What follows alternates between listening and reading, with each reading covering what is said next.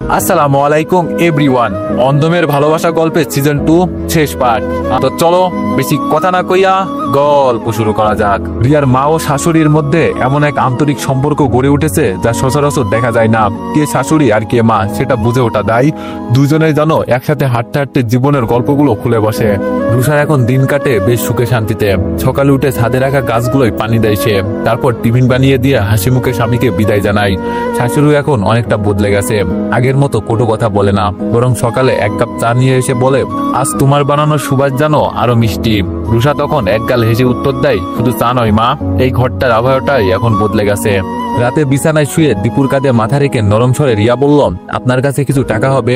দীপু একটু চমকে তাকালো, কেন, কি করবে? রিয়া বলল, বলুন না গে।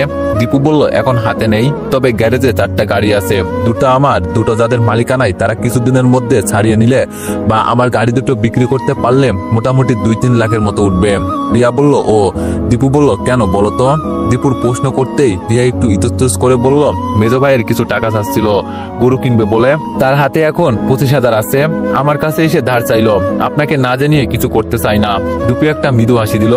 দীপু বলল, তোমার ভাই এখন আগের মতো নেই, আমি জানি সে চেষ্টা করছে, তুমি বলো তাকে যেন একটু ধৈর্য ধরে অপেক্ষা করে, যেমন করে একসময় আমরা অপেক্ষা করেছি, অভাবের ভেতর থেকেও স্বপ্ন আঁকড়ে ধরেছিলাম, টাকা হাতে এলে যতটা সম্ভব ততটা সহজ করব ইনশাল্লাহ। রিয়া চোখ নামিয়ে নিল, কৃতজ্ঞতায় তার বুক ভরে উঠল। একটা দীর্ঘশ্বাস ফেলে বলল, আপনার পাশে থাকাটাই আমার সবচেয়ে বড় প্রাপ্তি। আপনি শুধু আমার স্বামী নন, আপনি আমার আত্মবিশ্বাস। আপনার হৃদয়টা এত উদার, তাই তো আপনার সংসার এত পরিপূর্ণ। দীপু তবুও চুপ থাকলো। হৃদয়ের গভীরে রিয়ার কথাগুলো যেন জমা হয়ে রইল, আর মনে মনে বললাম, একটা সংসার তখনই আসল অর্থে গড়ে ওঠে যখন একজন শুধু দাবি করে না, বরং পাশে থেকে বোঝে অভাবের ভিতরেও ভালোবাসা কতটা সমৃদ্ধ। রিয়ার বড় ভাই এখন বউ বাচ্চা নিয়ে বেশ সচ্ছলভাবে জীবনযাপন করছে। এক সময়ের টানপড়নের সংসার আজ অনেক গুছানো, আয় রোজগারের পথও মসৃণ হয়ে উঠেছে। সে এখন নিজেই একটি ছোট্ট ব্যবসা চালায়, দিনে দিনে আয়ও বাড়ছে, পরিস্থিতির পরিসরও। তার স্ত্রীও সংসারটা বেশ যত্ন করে সাজিয়ে রেখেছে। বাচ্চার পড়াশোনা, খাওয়া দাওয়া, বাড়ির পরিবেশ সবকিছুতেই পরিপাটি ভাব। শুক্রবারগুলোতে তারা একসাথে বাইরে খেতে যায়, মাঝে মধ্যে রিয়ার বাসায় আসে সবাই মিলে। স্নেহা ও সায়েমের সঙ্গে তাদের সন্তানের খুনসুটি আর চঞ্চলতায় পুরো উঠোন মেতে ওঠে হাসিতে। আর তখন রিয়ার মুখও ফুটে ওঠে তৃপ্তির এক রেখা। ভাইয়ের এমন পরিবর্তন, এমন স্থির সংসার দেখে তার মন শান্তিতে ভরে ওঠে। একজন বোন হিসাবে তার এতটুকুই চাওয়া। একসময় যেই ভাইটা শুধু দায়িত্বের ভারে নুয়ে পড়তো, আজ সেই হয়ে উঠেছে পরিবারের অবলম্বন এবং রিয়ার চোখে একটা গর্বের নাম। রুহির স্বামী একজন দিনমজুর, সকালে বেরিয়ে যায় খালি হাতে, আর সন্ধ্যায় ফিরেন কাঁধে পরিশ্রমের ঘাম আর হাতে সামান্য উপার্জন নিয়ে। তবু এই সামান্যতেই রুহির সংসারটা যেন কোনো অভাব নেই। না, সেখানে টাকার অভাব নেই, যতটুকু আছে তাতেই তিনজনের জীবনটাকে ভালোভাবে গুছিয়ে নিয়েছে তারা। না আছে খাওয়ার কষ্ট, না আছে ভালোবাসার ঘাটতি। রুহির স্বামী তার প্রতি অপার শ্রদ্ধাশীল, আর রুহি সে তো নিজের সংসারের প্রতিটা কোণকে ভালোবাসে আর যত্নে গড়ে তুলে একটুখানি স্বর্গ করে তুলেছে। মেয়েটি দিনে দিনে বড় হচ্ছে, বাবা মায়ের আদরে সে যেন অটুট এক সুখের ছায়া বেড়ে উঠেছে। রাতে খাওয়া শেষে ঘর আলো করে মেয়েটি খিলখিল হাসে, আর রুহির চোখে সেই হাসির ছায়া ভরপুর সন্তুষ্টি আর নিঃশব্দ কৃতজ্ঞতায় আল্লাহর প্রতি। এই ঘরে সোনা নেই, দামি আসবাব নেই, কিন্তু আছে সম্মান, নির্ভরতা আর একে অপরের আঁকড়ে বাঁচার ইচ্ছা। সত্যি জীবনের আসল সুখটা টাকার পরিমাণে নয়, সুখটা ঠিক এমনই যেখানে চাহিদা কম, ভালোবাসা বেশি। কেটে গেছে বেশ কিছু বছর, সময় গড়িয়ে স্নেহা সায়েম এখন অনেক বড় হয়েছে। তাদের আচরণে, কথায়, চলনে যেন প্রতিফলিত হয় মা বাবার শিক্ষার আদর্শ, সহানুভূতি, পরিশ্রম আর মানবিকতা। দীপু আর রিয়া এখনো আগের মতোই পরিশ্রমী। দুজনের শরীর ভরে উঠেছে শ্রমের দৃঢ়তায়, চোখে মুখে অভিজ্ঞতার ছাপ, তবুও একরাশ তৃপ্তি। বাচ্চাদের গড়ে তুলেছেন ভালোবাসায়, নীতিবোধ আর সম্মানবোধে। তারা যেমন মা বাবার প্রতি শ্রদ্ধাশীল, তেমনও সমাজের প্রতি সচেতন। তবে বয়স থেমে থাকে না কারোর জন্য। দীপুর মা এখন বাকরদের নতজানু, চোখের দৃষ্টিশক্তি মিলান হয়ে এসেছে, হাঁটাচলা করতে কষ্ট হয়, বেশিরভাগ সময়ই বিছানায় শুয়ে থাকেন, নিঃশব্দে সবার মুখের দিকে চেয়ে থাকেন, এক আশ্বাসের খোঁজে। তবুও সংসারের কোনো অভাব নেই। স্নেহা সাহেব প্রতিদিন তাদের পাশে বসে গল্প করে। মা যেমন নিজের বাকারদের ক্লান্তি ভুলে যায় তাদের হাসিতে। রিয়া রোজ দুপুরে নিজের হাতে খাবার তুলে দেয় তার মুখে, সেই আগের মতোই নিঃশব্দ ভালোবাসা দিয়ে। শুধু একজনের কোনো পরিবর্তন নেই, মৃদুল। তার চোখে এখনো হিংসা রাস, মনটা এখনো সংকীর্ণ আর অহংকারে জর্জরিত। ভাইয়ের প্রতি কৃতজ্ঞতার বদলে এখনো তার মনে ঘষা আছে জ্বালা। সময় অনেক কিছু বদলে দেয়, মানুষের মন, সম্পর্কের রূপ সবই পাল্টায় সময়ের সাথে। তবুও কেউ কেউ থেমে যায় সময়ের বাইরে, আর কেউ কেউ সময়কে ছাপিয়ে উঠেই জীবনের আসল সৌন্দর্য খুঁজে নেয়। কাজকর্ম থেকে দূরে সরে থাকায় বয়সের তুলনায় মৃদুল যেন অনেকটাই গুড়িয়ে গেছে। তার চোখের নিচে কালি, চেহারায় কেমন একটা অনাগত ক্লান্তি, চুলে পাক ধরেছে। অথচ তার বড় ভাই দীপু এখনো টান টান শক্তির প্রতিচ্ছবি। দিনভর গ্যারেজে খাটে, রাতে বাড়ি ফিরে স্নেহা সাইমের খোঁজ নেয়, রিয়ার পাশে বসে গল্প করে। এই পরিশ্রম আর নির্ভরতার ছাপই যেন তাকে আরো উদ্যমী করে রেখেছে। কিন্তু মৃদুল সকালে দোকানে গিয়ে আধা ঘন্টা বসে, কর্মচারীদের হাতে চাবি দিয়ে আবার বাসায় ফিরে আসে। সারাদিন টিভি দেখে কিংবা মোবাইলে অজস্র সময় নষ্ট করে। কখনো নিজের সন্তানকে নিয়ে ভাবার সময় হয় না। পারমিতার সঙ্গে যতটুকু কথা হয় তাও শুধু নিজের অভিযোগ নিয়েই। মা এখনো দীপুকে বেশি ভালোবাসে, তুমিও সবসময় তার পক্ষ নিচ্ছ, ইত্যাদি। অন্যদিকে তুইনের বয়সও কালের স্রোতে এখন 16 ছুঁই ছুঁই। এই বয়সে যেখানে কিশোরেরা ভবিষ্যতের স্বপ্ন বুকে বাঁধে, তুইন সেসব থেকে অনেক দূরে। বাবার উপার্জনে চলে, নিজের শখ পূরণের খেলায় মত্ত সে। রাত গড়ালে ঘরের দরজায় ঢেলে ঢোকে, অথবা ঢোকেই না। কোথায় ছিল, কার সাথে ছিল, এইসব জানতে চাইলেও মুখের ভাষা কঠোর হয়ে আসে। চোখে শ্রদ্ধার ছায়া নেই, কণ্ঠে সেই ভালোবাসার উষ্ণতা। বরং কথার ধার এতটাই রুক্ষ যেন মা বাবা কোনো দায়িত্বহীন কণ্ঠস্বর। বাবার মুখের উপর কথার খোঁচা দিতে দেরি করে না। যেমন গর্ব ছিল একদিন তাকে নিয়ে, আজ তেমনই লজ্জা হয় মৃদুলের মুখে সেই সন্তানের নাম নিতে। পারমিতার মুখে আর কোনো ভাষা নেই, শুধু চোখ দুটোতে জমে থাকা নীরব জলটা প্রতিদিন আরো ঘনীভূত হয়। সেই জল কারো চোখে পড়ে না, আর পড়লেও বোঝে না কেউ। এই পরিবারে ভালোবাসা নেই, নেই সম্মান, নেই কোনো আলো, শুধু এক অন্ধকার যা প্রতিদিন একটু একটু করে গিলে নিচ্ছে একজন মানুষকে। এইদিকে দীপু আরো একটি গ্যারেজ খুলেছে। একটির দায়িত্ব এখন রিয়ার মেজ ভাইয়ের কাঁধে, অপরটি দীপুর কাঁধে। দীপু সবসময় সন্তানকে অভাব শেখায়, যেন তারা কষ্ট বুঝতে শেখে। না পাওয়ার মধ্যেই জীবনের প্রকৃত প্রাপ্তি লুকিয়ে থাকে। রিয়া অনেক সময় বলে, শোনো, ওরা তো এখনো ছোট, মাঝে মাঝে তো একটু আদরও ভরিয়ে দিতে পারো। দীপু তখন হেসে উত্তর দেয়, আদর মানে বিলাসিতা নয় রিয়া, তুমি তো ওদের মন বোঝো, আমি ওদের ভবিষ্যৎ দেখি। বিলাসবহুল আদর দিলে তারা হাসবে, কিন্তু অভিজ্ঞতা দিলে তারা জীবনকে বুঝবে, অনেক কিছু শিখবে। রিয়া কোনো কথা বলে না, শুধু মনে মনে ভাবে, এই মানুষটা তো একদিন নিজের না পাওয়া যন্ত্রণাকে সিঁড়ি বানিয়ে উপরে উঠে এসেছিল।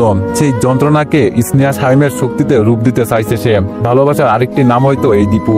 এইদিকে তুহিন যখন তার বাবার কাছে এসে টাকা চাইল, মৃদুল বলল, আমার কাছে কোনো টাকা নেই। নেই এই একটি শব্দ যেন তুহিনের মাথায় আগুন ছড়িয়ে গেল। সে তো এই শব্দ শুনে বড় হয়নি, সে তো জন্ম থেকেই দেখে এসেছে চাওয়া মানেই পাওয়া।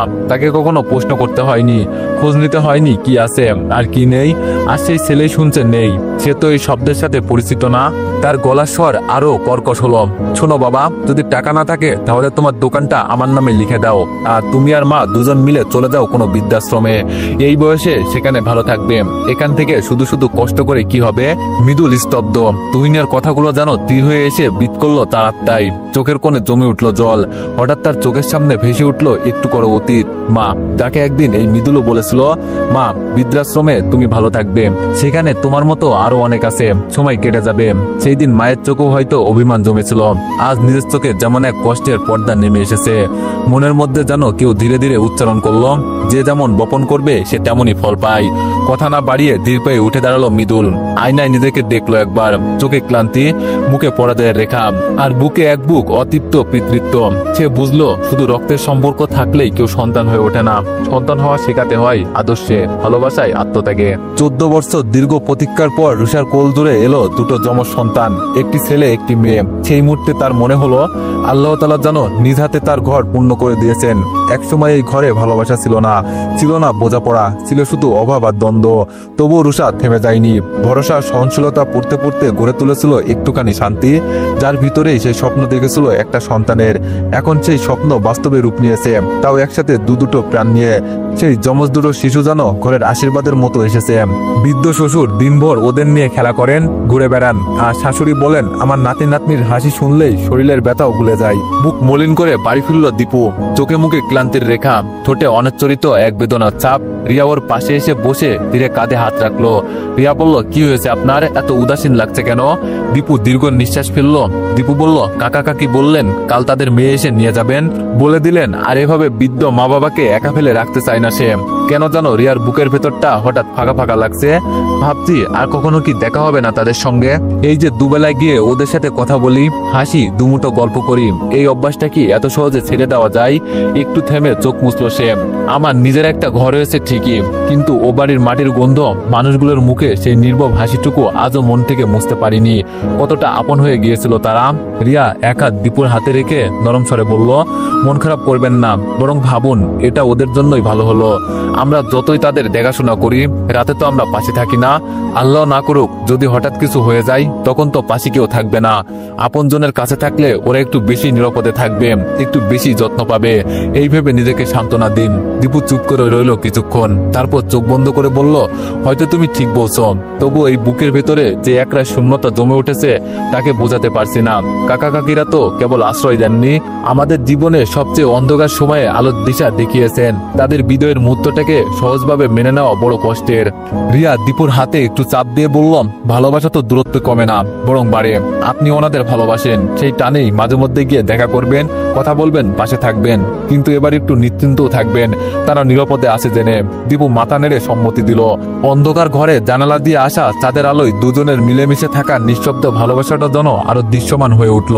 টাকার জন্য বাবা ছেলের মধ্যে এক ভয়াবহ বাগদ্বন্দ্ব শুরু হলো। মৃদুল একরকম স্পষ্ট জানিয়ে দিল, আর এক কানা করু দেব না তুহিনকে, যা ছিল সব দিয়ে দিয়েছি, এখন আর আমার কিছুই নেই। মৃদুলের এমন কথায় রাগে অগ্নিশর্মা হয়ে উঠল তুহিন, চোখে যেন আগুন জ্বলছিল। তুহিন মৃদুলকে মারার জন্য ঝাঁপিয়ে পড়ল, পারমিতা কোনোভাবে আটকালো। তুমি খরচই যখন চালাতে পারবে না, তখন জন্ম দিয়েছিলে কেন? তুহিনের মুখ থেকে ছিটকে হলো এরূপ কথা। ঘরে যেন মুহূর্তেই জমে উঠল এক অচেনা শীতলতা। মৃদুল থরথর করে কাঁপতে কাঁপতে গর্জে উঠল, চুপ কর, তোকে আমি জন্ম দিইনি, তোকে অনাথ আশ্রম থেকে তুলে এনে নিজের ছেলের মতো মানুষ করেছি। ভেবেছিলাম ভালোবাসা দিলে ভালোবাসা ফেরত পাবো, ঘর দিয়েছি, স্বাধীনতা দিয়েছি, সবকিছু দিয়েছি, তবুও তুই আমাকে মারতে আসিস। একটু থেমে দম নিল, যেন বুক ফেটে যাচ্ছে। এই জন্যই বলে এক গাছের ছাল আরেক গাছে লাগে না। বেরিয়ে যা আমার ঘর থেকে, তুই আমার কেউ না। আজ থেকে আমি তোর সেই দত্তক নেওয়ার কাগজটা বাতিল করব। মৃদুল সেই পুরনো দত্তকের কাগজটি খুঁজে এনে তুহিনের চোখের সামনে ছুড়ে দিল।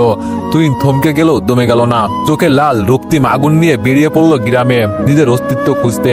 তার কিছুক্ষণ পরই একটি আইনি নোটিশ এসে পৌঁছালো মৃদুলের নামে।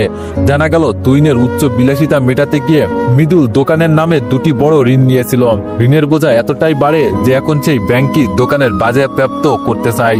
মৃদুল চুপচাপ বসে পড়লো ঘরের এক কোণে, দুহাতে বুক চেপে ধরে নিঃশব্দে নিঃশ্বাস ফেলতে লাগলো। মুহূর্তেই পুরো শরীর ঘামে ভিজে উঠল, ঠোঁট কাঁপে, কিন্তু মুখে কোনো শব্দ নেই। চোখের পাতা ভারী হয়ে এলো, মুখ নিস্তব্ধ। পারমিতা ছুটে গিয়ে ডাক দিল দীপুকে। দীপু সঙ্গে সঙ্গেই ছুটে এলো। মৃদুলের অবস্থা দেখে আর দেরি না করে হাসপাতালে নিয়ে যাওয়া হলো। ডাক্তার জানালো মৃদুল স্ট্রোক করেছে। 24 ঘন্টা পর জানানো হলো মৃদুলের এক পাশ পুরোপুরি প্যারালাইজড হয়ে গেছে। তার শরীরের ডান দিক সম্পূর্ণ অচল। পাশেই চুপ করে বসে থাকা পারমিতা অশ্রু সংবরণ করতে পারল না। দীপু নীরব চোখে তাকিয়ে রইল সেই মানুষটির দিকে, যে একসময় তাকে ঘর থেকে তাড়িয়ে দিতে চাইতো, আর আজ তাকেই সেই দীপু হাসপাতালে পৌঁছে দিল। একজন মানুষে, একজন আত্মীয় হয়ে নয়, একজন দায়িত্ববান মানুষের মতো। দীপু ব্যাংকের কাছে কিছু সময় চেয়ে নিয়েছে। পারমিতা এক নিঃশ্বাসে দিনের পর দিন মৃদুলের পাশে বসে থেকেছে, নীরব অথচ ভেতরে তীব্রভাবে ব্যথিত। ওষুধ, থেরাপি, খাওয়া দাওয়া সব দায়িত্ব দীপু নিঃশব্দে নিজের কাঁধে তুলে নিয়েছে। 6 দিনের মাথায় হাসপাতাল থেকে মৃদুলকে বাড়ি নিয়ে আসে দীপু। মৃদুল এখন সম্পূর্ণ অচল, ডান দিক একেবারেই কাজ করে না, চোখে অসহায়তার ছায়া, ঠোঁটে ভাষা নেই, কেবল চোখের জল বলে দেয় তার বেদনা, অনুশোচনা। এই 6 দিনে তুই একবারও ফিরে আসেনি, কিন্তু পারমিতা জানে যতই পাষাণ হোক, একদিন সেই ছেলেই ছিল তার চোখের মণি। তবু আজ মৃদুলের চোখ যেন খুঁজছে একমাত্র সেই মুক্তি। পারমিতা বুঝলো স্বামীর নিঃশব্দ আকুতি সে হয়তো তার মাকেই খুঁজছে। সে নিজে হাত ধরে মাকে এনে বসালো মৃদুলের পাশে। পাশে বসেই মা মৃদু গলায় বললেন, সব পালক ছেলে দীপুর মতো হয় না রে মৃদুল। তুই যতটুকু ভালোবাসা দিয়ে তুহিনকে বড় করেছিস, তার চেয়ে ঢের বেশি দিয়ে ওকে ভেঙেছিস। ভালোবাসা মানেই তো শুধু স্বাধীনতা নয়, শৃঙ্খলা, দায়িত্ববোধ শেখানো, গড়ে তোলা। এইসবের অভাবে আসছে কারো হতে শেখেনি, তোরও না। দীপু পেছন থেকে এসে শান্ত গলায় বলল, এই পরিস্থিতির জন্য একা তুহিন দায়ী নয় মৃদুল। তুই কখনো তাকে মানুষ করিসনি, শুধু দিতেই থাকলি, কিন্তু কখনো শিখালি না না বলা কাকে বলে, শিখালি না সীমারেখা কাকে বলে। আর আজ সেই ছেলেটাই তোকে বলছে বৃদ্ধাশ্রমে চলে যেতে। দীপু গলা একটু শান্ত করে বলল, আমি তোর আপন কেউ না, তবুও কেবল শ্রদ্ধার দায়িত্ব জায়গা থেকে আজ তোর পাশে এসে দাঁড়িয়েছি। আর তুই যাকে পালক বলে বড় করলি, তার কাছে এক ফোঁটাও মর্যাদা পাসনি। জীবন শুধু অর্থে চলে না মৃদুল, অর্থ যখন শ্রদ্ধা ছিনিয়ে নেয় তখন সেই অর্থ অভিশাপ হয়ে দাঁড়ায়। তুই লোন তুলে তার খুশি কিনতে চেয়েছিলি, আজ সেই খরচেই তোর দোকান নিলামে যেতে বসেছে। ধার দেনা করে আয়েশি জীবন পার করার থেকে নিজের উপার্জনে কষ্ট করে মানিয়ে চলা বেশি সম্মানের। মৃদুলের চোখ বেয়ে দুফোঁটা জল গড়িয়ে পড়ল। সে কিছু বলতে পারলো না, শুধু জানে এই অবস্থা। এই ঘরে তার পাশে দাঁড়িয়ে যে ছেলে ওষুধ খাইয়ে যাচ্ছে তার নিজের রক্তের না হয়েও সেই যেন তার জীবনের একমাত্র সামর্থ্যক সম্পর্ক। মৃদুলের চোখে মুখে এক ধরনের চাপা অনুশোচনা, ভাষাহীন ঠোঁট কাঁপে, কিন্তু কোনো শব্দ বেরোয় না। তবুও তার দৃষ্টিতে দীপুর প্রতি যে অগাধ কৃতজ্ঞতা তা বোবা কান্নার মতোই গভীর। দীপু পাশে বসে নরম গলায় বলল, তুই চাইলে আমি তোর দোকানটা বিক্রি করার ব্যবস্থা করতে পারি। ব্যাংক তো আমাদের মুখের দিকে চেয়ে ঋণ মাফ করে দেবে না, সময় দিলেও শেষমেশ তো টাকা লাগবেই। মৃদুল চোখ বন্ধ করে নিঃশব্দে শুনে গেল। দোকানটা, এই ছোট্ট দোকানটাই তো তার একমাত্র ঠিকানা, একমাত্র পরিচয়, যেখানে তার দিন কেটেছে। হঠাৎ জ্বলে ওঠা আলোয় ভেসেছে, আর আজ সেখান থেকেই অন্ধকার নামছে জীবনে। শরীরের যন্ত্রণা থেকেও ভিতরের ব্যথা যেন অনেক বেশি ছুঁয়ে যাচ্ছে তাকে। কিছু বলতে পারলো না, কেবল আঙ্গুল দিয়ে ইশারা করে সাই জানালো। পারমিতা নিজের ঘর ছেড়ে অন্যের আশ্রয়ে আসাটা তার কাছে যেন আত্মসম্মানের কাছে পরাজয়। রিয়ার প্রতিটি ভালোবাসা, দীপুর প্রতিটি যত্ন যেন সে কেবল সংকোচেই জর্জরিত। কিছু খেতে হলেও কিংবা প্রয়োজনীয় কিছু চাইতে হলেও সে বারবার পিছনে সরে যায়। তার মাথাটা সারাক্ষণ নিচু থাকে, যেন চাইলেও চোখ তুলে তাকাতে পারে না। তবে স্নেহা, এই ছোট্ট মেয়েটি যেন হয়ে উঠেছে ছোট্ট আরেকটি মা। চাচাকে যতটা পারা যায় দেখভাল করে। ভোর হতে স্নেহা আর সাইম মিলে মৃদুলের দুই পাশে দাঁড়িয়ে হাত তুলে নেয় তাদের কাঁধে, একটু একটু করে হাঁটায়। মাঝে মধ্যে জোকস বলে, কখনো আবার বেউদা ছড়া শুনিয়ে হাসানোর প্রাণপণ চেষ্টা করে। মৃদুল নীরবে তাকিয়ে থাকে। এই ছোট্ট দুটো প্রাণ কতটা বড় হয়ে গেছে, তার চোখে অশ্রু জমে। সে তো কখনো স্নেহাকে কোলে নেয়নি, সাইমকে গল্প শোনায়নি, তাদের জন্মদিনে একটা মিষ্টির টুকরো হাতে দেয়নি। সেই মৃদুল আজ তাদের কাঁধে ভর দিয়েই হাঁটতে শিখছে। আর দীপু, যাকে সে একদিন ঠেলে দিয়েছিল এই বাড়ির দরজা পেরিয়ে, আর সেই দীপুর ছায়াতলে সে মাথা গুঁজে বেঁচে আছে। যার উপর ভরসা ছিল না, যার মমতা অবহেলায় ছায়ায় ঢাকা দিয়েছিল, আর সেই হাতটাই তার সমস্ত অসহায়তাকে একমাত্র সমাধান। আল্লাহ কাকে কখন কার হাত দিয়ে শিক্ষা দেন, কে কার দরকার হয়ে ওঠে, সেই হিসাব মানুষ বুঝে ওঠে জীবনের শেষ প্রান্তে এসে। মৃদুল মনে মনে বলল, হে আল্লাহ, তুমি আমাকে যা দিয়েছো তা কোনো সময়ই অভাব নয়, শুধু আমি বুঝিনি, আজ বুঝতে শিখেছি একটু একটু করে। এই কোমল দুটি হাত আর এই উদার হৃদয়ের হাত ধরে। দীপু এসে মৃদুলের পাশে বসে শান্ত গলায় বলল, অনেক ঘুরে অনেক কষ্টে অবশেষে দোকানটা বিক্রি করেছি। দাম উঠেছে 10 লাখ টাকা। এর মধ্যেই 2 ব্যাংকের 8 লাখ টাকা চলে যাবে। মৃদুল ধীরে মাথা নেড়ে বলল, ঘরের 4 মাসের ভাড়াও বাকি আছে, সেগুলো ওই টাকায় মিটিয়ে দিও, আর বাকিটা তোমার কাছেই থাক। এই কয়দিন আমার পেছনে তুমি যে টাকা খরচ করেছো তার তুলনায় এ তো কিছুই না। দীপু চুপ করে রইল। না তো না বলল, আর না তো হ্যাঁ, শুধু চোখ দুটো নিচু করে বসে রইল। ভেতরে কোথাও যেন হালকা কষ্ট, আবার প্রশান্তিও। সন্ধ্যার নরম আলোয় উঠোনে এক কোণে চুপচাপ বসে আছে দীপু, তার মুখে চিন্তার রেখা, চোখে ক্লান্তি। ঠিক তখনই স্নেহা সাইম ধীর পেয়ে এগিয়ে এলো বাবার দিকে। স্নেহা একটু হোঁচটকে শুরু করলো, বাবা একটা কথা বলি। দীপু মুখ তুলে তাকালো। দীপু বলল, হ্যাঁ মা বলো। স্নেহা এক নিঃশ্বাসে গড়গড় করে বলে উঠল, আমাদের তো একটা মাত্র চাচা, উনাকে এই অবস্থায় কোথায় পাঠাবে তুমি? তিনি আমাদেরই তো আপন, রক্তের সম্পর্ক না থাকলেও জীবনের গল্প তো তিনি ঠিকই আছেন। তুমি তো আমাদের শিখিয়েছ ক্ষমা করতে জানতে হয়। উনি যাই করে থাকুক, এখন অনুশোচনায় ভুগছে, তাকে কাছে টেনে নাও না বাবা। সায়েম বলে উঠল, বাবা, মানুষের মনে যখন সত্যিকারের অনুশোচনা জন্ম নেয় তখন তাকে আরেকটা সুযোগ দেওয়া উচিত। আমরা ছোট, তোমাদের থেকে শিক্ষা নেই বড় হচ্ছে, তোমাদের যুক্তি বা বুদ্ধি দেওয়া আমাদের সাজে না। তবে জীবনের কিছু সিদ্ধান্ত একা নেওয়া কঠিন হয়, তাই বলছি আরেকবার ভেবে দেখো। চাচাকে আমাদের সাথে রেখে দাও, আমরা যা খাবো চাচাও তাই খাবেন। আর যদি আমাদের ভাগ একটু কমে যায় তাহলে 2 মুঠো ভাত তার পাতে তুলে দেওয়াই তো মনুষ্যত্ব। দীপু ছেলে মেয়েদের মুখের দিকে তাকিয়ে একটু হাসলো। হাসিটা ছিল প্রশান্তির, আত্মতৃপ্তির। সে এমনিতে এই অবস্থায় মৃদুলের হাত ছেড়ে দিত না, কিন্তু ছেলে মেয়ের এমন উদার কথাই মনে হলো। ছেলে মেয়ে দুটো সত্যি মানুষের মতো মানুষে তার আদর্শেই বেড়ে উঠেছে। এতদিন ধরে যে শিক্ষা সে দিয়ে এসেছে তা বিতা যায়নি। এই 2 কচি প্রাণ তা ফুল হয়ে ফুটেছে। সে মনে মনে বলল, সত্যি তো, বড় হওয়া মানে শুধু বয়স নয়, বড় হওয়া মানে হৃদয়ে বড় হওয়া।